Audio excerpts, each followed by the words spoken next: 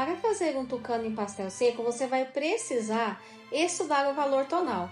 Você vai precisar entender a luz que cada cor recebe, a quantidade de luz em cada cor, digamos assim.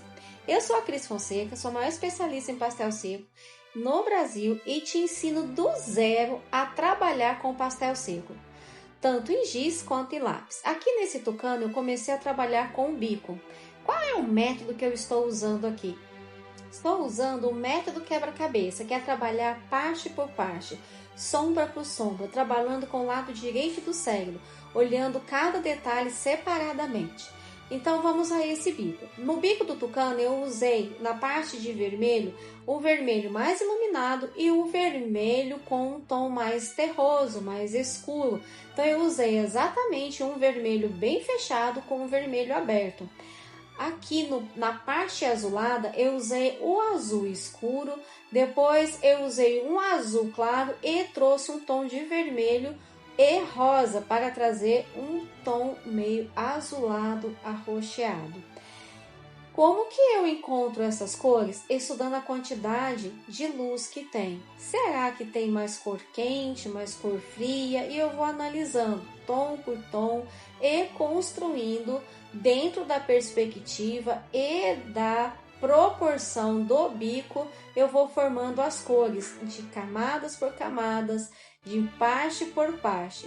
Aqui é um tutorial rápido, mas dentro do meu curso Descomplicando o Pastel Seco, eu te explico detalhe por detalhe do que é o valor tonal, como aplicar o valor tonal, como trabalhar com lápis e com giz no pastel seco, como aplicar as cores, como esfumar e como não fazer nenhuma sujeira, como você pode ver aqui nesse vídeo.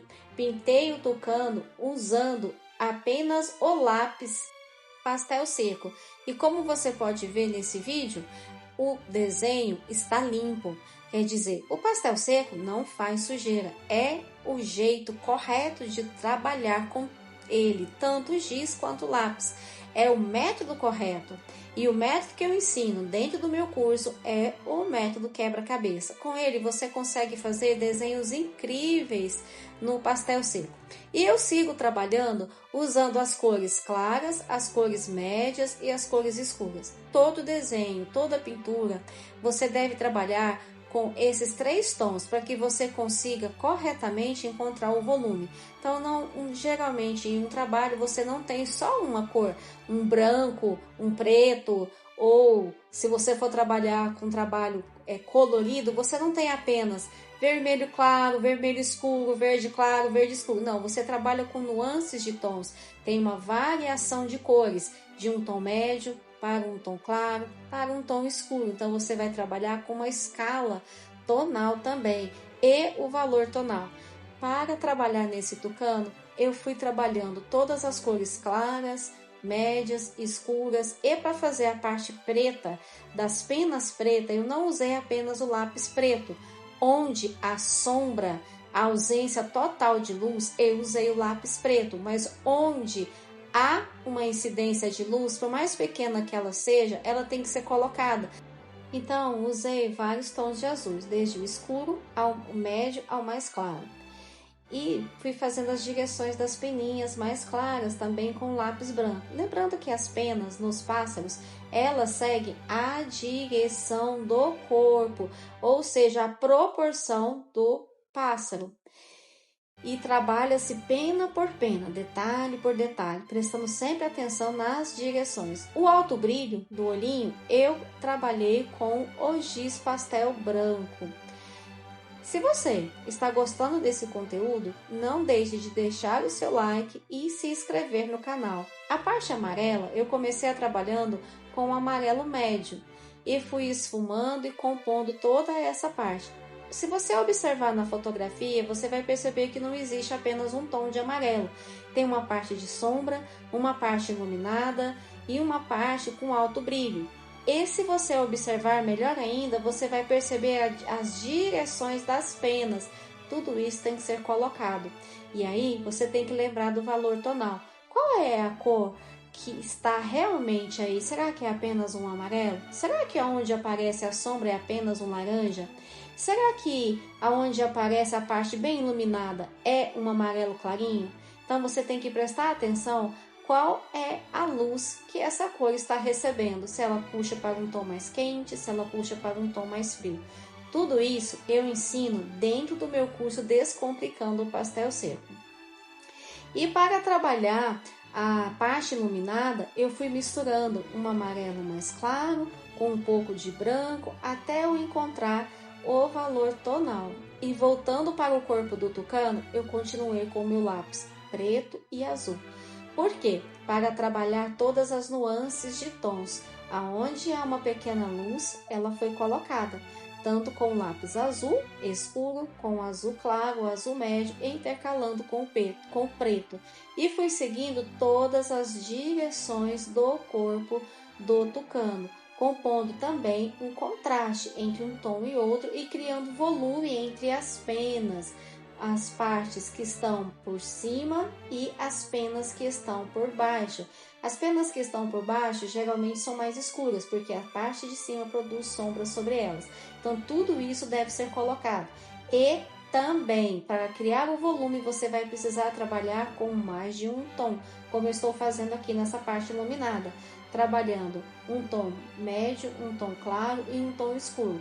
Porque o que é volume? É maior ou menor intensidade de luz e sombra. Por isso você tem que saber aplicar dentro das cores. E no pastel seco, você consegue fazer isso de uma forma muito descomplicada.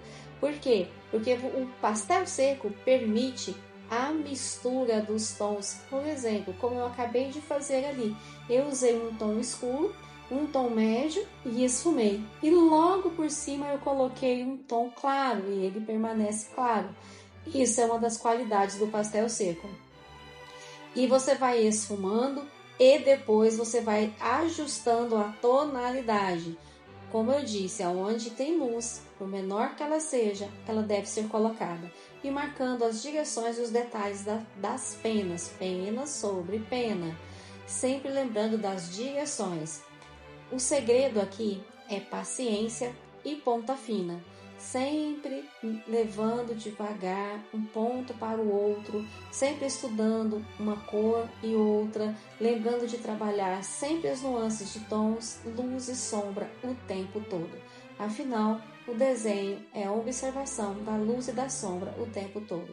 Se você gostou desse vídeo, deixe seu like e me siga aqui no canal para mais conteúdo como esse.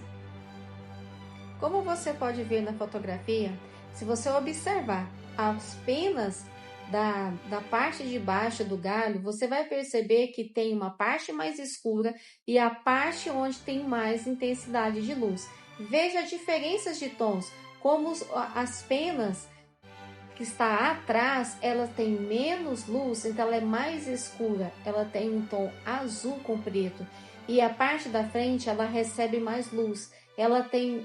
As penas aparecem com um brilho mais azulado claro e uma parte de um azul mais fechado. A mesma coisa no vermelho, que tem uma parte mais iluminada de um vermelho bem uma luz bem amarelada, uma luz bem vibrante, e a parte de sombra, que aparece com o vermelho mais escuro, puxando com um tom mais terroso. Tudo isso deve ser observado ao fazer uma pintura em pastel seco. É muito importante observar a quantidade de luz e qual é a luz que a cor está recebendo. Veja também na patinha dele, no pezinho dele. Você percebe que não é apenas um vermelho. Tem vermelho, tem azul, tem uma luz branca. Tudo isso deve ser trabalhado. O galho também tem a parte de sombra, a parte de luz. Tudo deve ser colocado. Não é apenas pegar um verde escuro ou um verde claro. Tem que entender o valor tonal. E tudo isso eu ensino dentro do meu curso Descomplicando o Pastel Seco. Você vai aprender a observar corretamente. Você vai aprender a ter olhos de águia. Observar corretamente a luz, a sombra e entender como colocá-la no desenho em pastel seco. Se você gostou desse conteúdo, inscreva-se nesse canal.